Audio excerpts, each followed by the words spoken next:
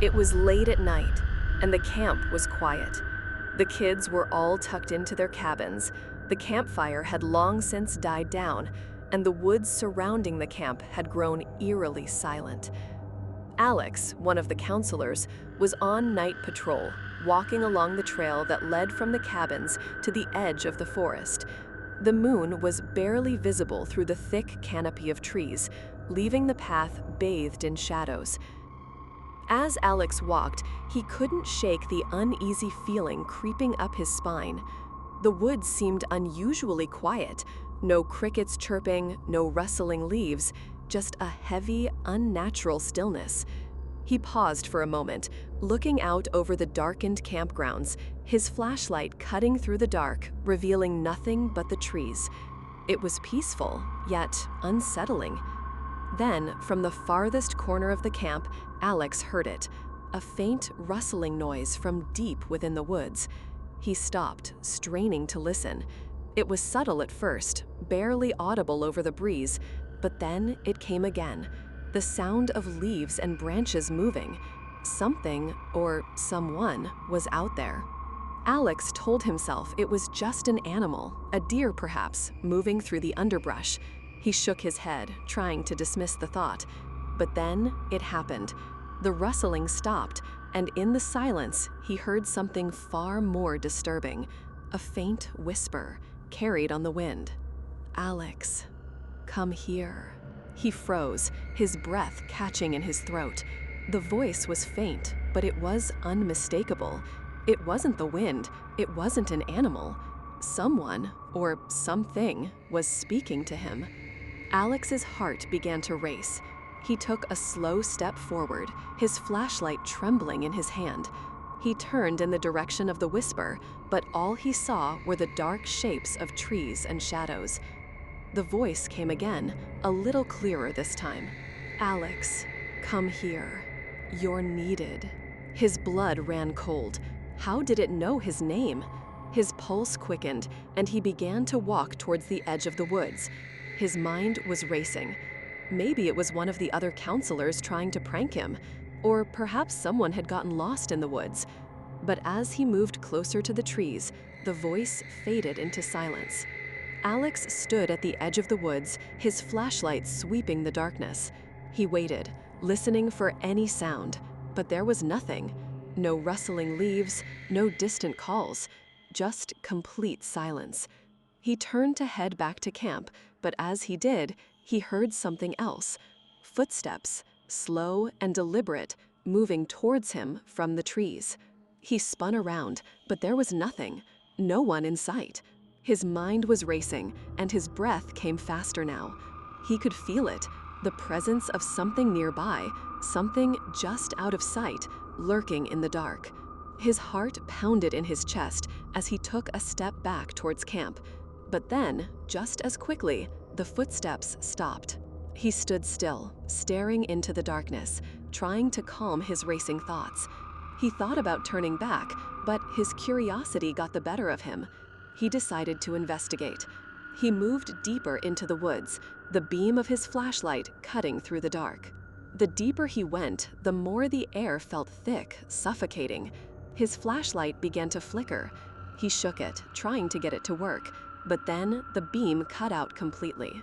He cursed under his breath and fumbled for his spare flashlight, but before he could turn it on, he heard it again. The whisper, "Alex, we're waiting for you." The voice was right behind him, and the air around him grew colder. He turned, shining the flashlight in every direction. But again, there was nothing. The only sound was his breathing, rapid and shallow, and the distant rustling of leaves.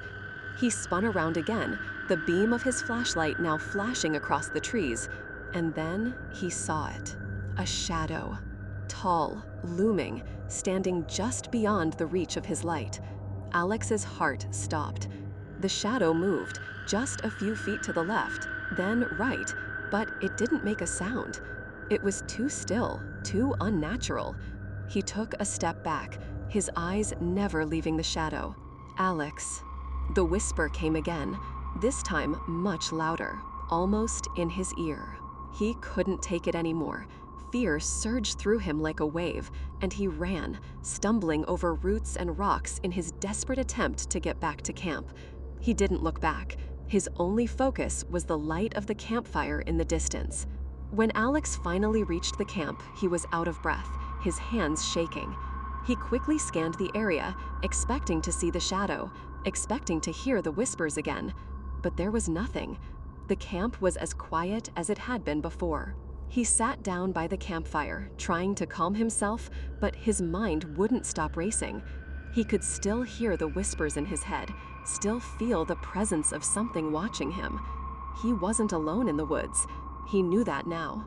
The next morning, Alex tried to convince himself it had all been a bad dream, a trick of his mind. But when he looked out at the edge of the woods, he saw something that made his blood run cold. There, just beyond the trees, were 3 shadows standing in the dark. They were tall and twisted, their forms indistinct, but the shapes were unmistakable. The shadows didn't move. They just stood there, staring back at him. Alex turned away quickly, but when he looked back, they were gone. The forest was quiet again. But he knew better now. He wasn't imagining things. The woods were not as empty as they seemed. And as the day turned to night, Alex could feel the whispers returning. He could feel the eyes in the dark, waiting, watching.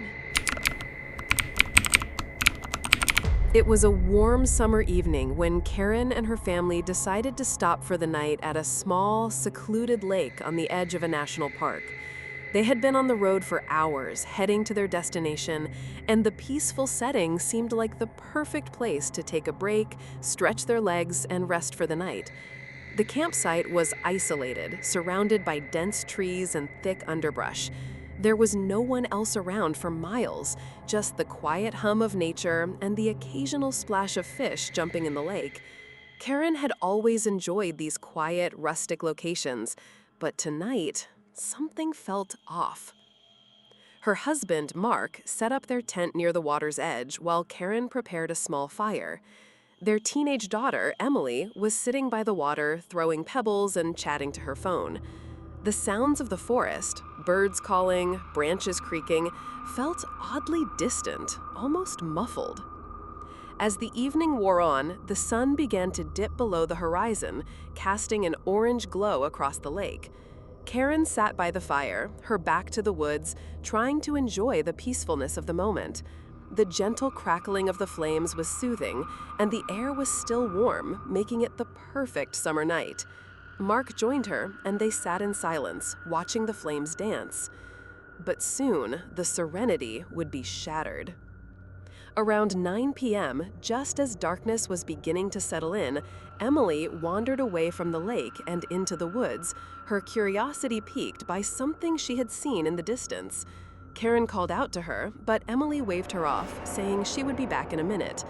It was normal for Emily to wander a bit, especially when they camped in such isolated spots, but Karen felt a sudden unease at the thought of her daughter venturing too far alone. The woods were dense, and even with a flashlight, it was easy to lose track of time and direction. Karen glanced over at Mark, who was poking at the fire, and mentioned to him that Emily had gone into the woods. Mark simply nodded and said she would be fine. But Karen couldn't shake the feeling that something wasn't right. An hour passed, and Emily had still not returned. The night was now fully upon them, and the air felt colder. The forest around them seemed unnervingly quiet, devoid of the usual sounds of insects and night creatures. It was as if the world itself had fallen silent, holding its breath. Karen stood up, pacing around the campsite, her anxiety growing. She tried calling Emily's name, but only heard her voice echoing in the stillness. She glanced nervously toward the darkened woods. It had been too long. Maybe something had happened to Emily. Maybe she had gotten lost.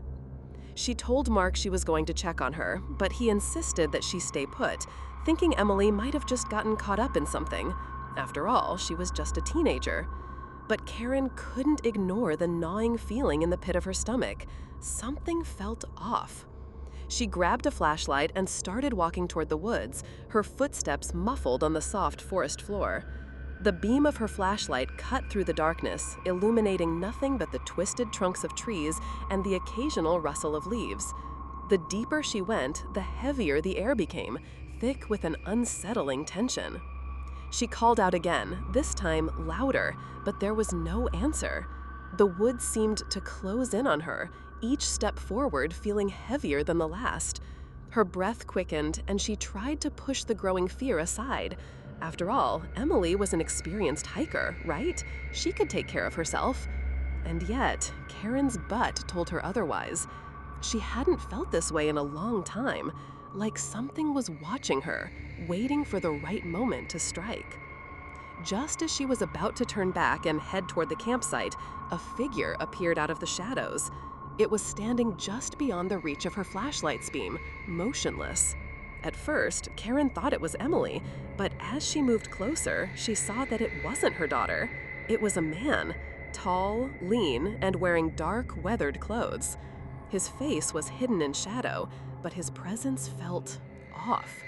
He didn't say anything. He simply stood there, staring at her. Karen froze. Something about him didn't sit right.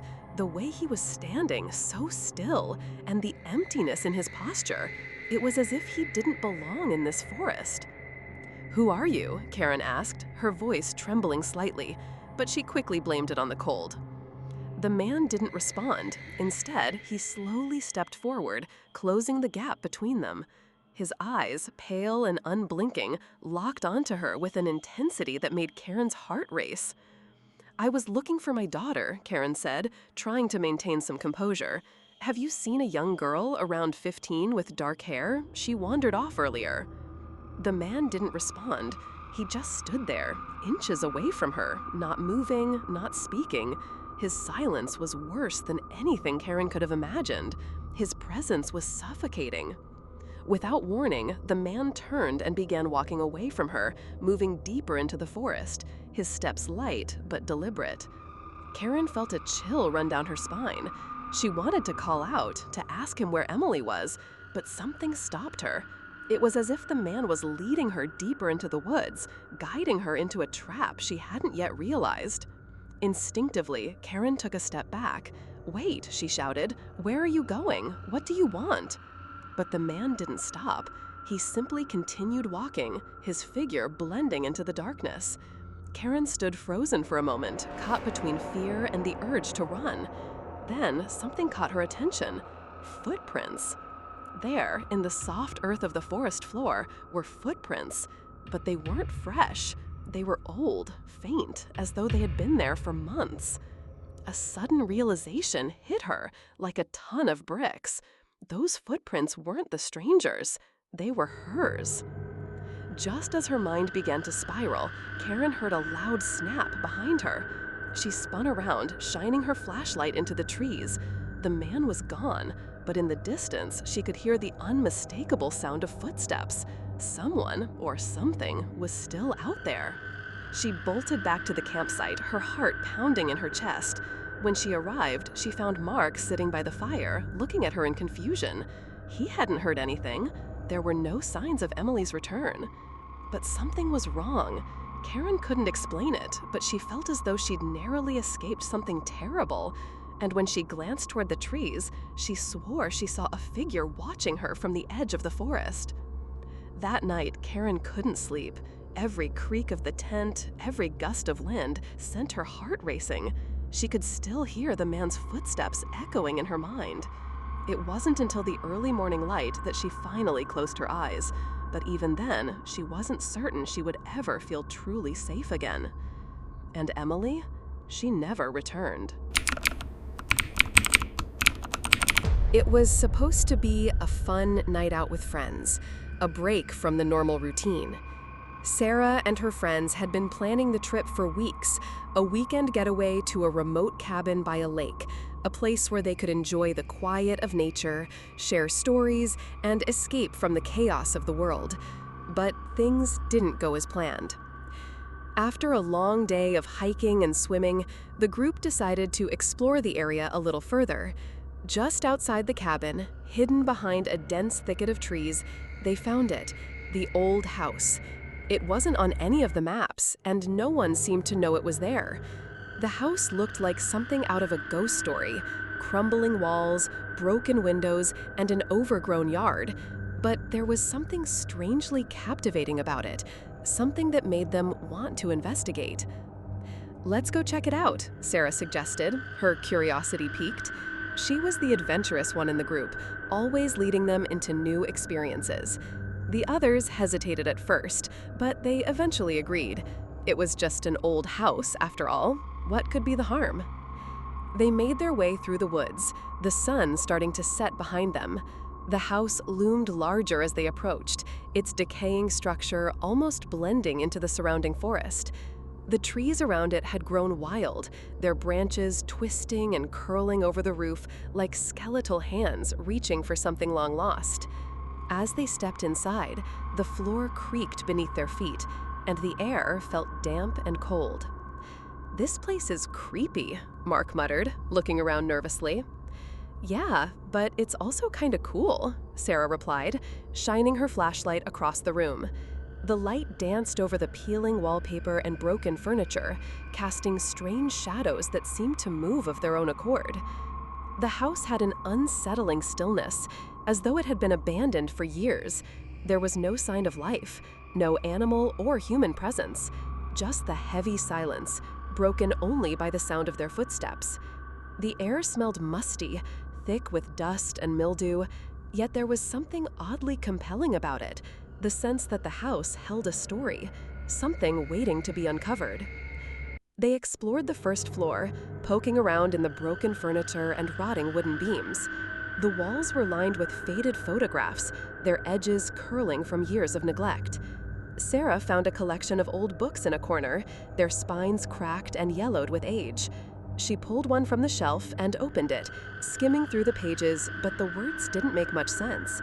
It seemed like a journal of some kind, but the handwriting was frenzied, almost as if the person who wrote it was in a hurry. "Hey guys, check this out," Sarah called, holding up the book. The others gathered around her and they all began reading the strange writings. As they read, the atmosphere in the house seemed to change. It was subtle at first, like the air growing thicker, but then they all felt it, the shift. Mark looked up, his face pale. "Did you hear that?" he whispered. Sarah stopped reading and listened. At first, there was nothing. Then, faintly, a sound echoed through the house, a low, almost imperceptible sound, like a door creaking. They all froze, listening carefully. The sound stopped, but something about it felt wrong, as if the house was breathing. "I think we should leave," Emily said, her voice shaky. "This place is freaking me out." Sarah hesitated, glancing toward the stairway that led to the second floor. Something told her to go up there. She didn't know why, just a strange pull that she couldn't explain. "I'll be right back," she said, her voice low. "I just want to take a quick look upstairs. Stay here." The others protested, but Sarah was already heading toward the stairs. She could feel the eyes of her friends on her back as she ascended the creaky wooden steps, the old wood groaning beneath her weight. The second floor was just as decayed as the first, but it had a different vibe. The air here was heavier, colder. The shadows seemed to stretch farther, as if the darkness itself was watching her. Sarah walked down the narrow hallway, her flashlight scanning the rooms. One of the doors was slightly ajar, and she felt an inexplicable urge to push it open. She did, stepping into a dusty room with faded wallpaper peeling from the walls. In the center of the room was an old rocking chair, its seat covered in dust. As she approached it, the chair rocked slightly, almost imperceptibly, as if someone had just been sitting there. The hairs on the back of her neck stood up, and she felt a chill run down her spine. The air seemed to grow colder still. Sarah turned to leave, but before she could, she heard it, a soft whisper. "Get out." She froze. The voice was faint, barely a breath, but it was unmistakable. She spun around, her flashlight sweeping the room, but there was no one there. The room was empty, the rocking chair still moving ever so slightly, as if someone had just stood up. Her heart pounded in her chest as she backed away, her flashlight shaking in her hand. She turned to run, but just as she reached the door, it slammed shut in front of her. She gasped, her breath catching in her throat. She tried to open the door, but it wouldn't budge. The room around her seemed to close in, the walls pressing in like a trap. The whisper came again, louder this time. "Get out, or else." Panic surged through her as she desperately shoved against the door. Finally, with a loud crash, it opened, and she bolted down the stairs, her legs trembling. The others were waiting downstairs, looking alarmed. Sarah didn't need to say anything. They could see the fear in her eyes. "We need to leave, now," she said, her voice shaking.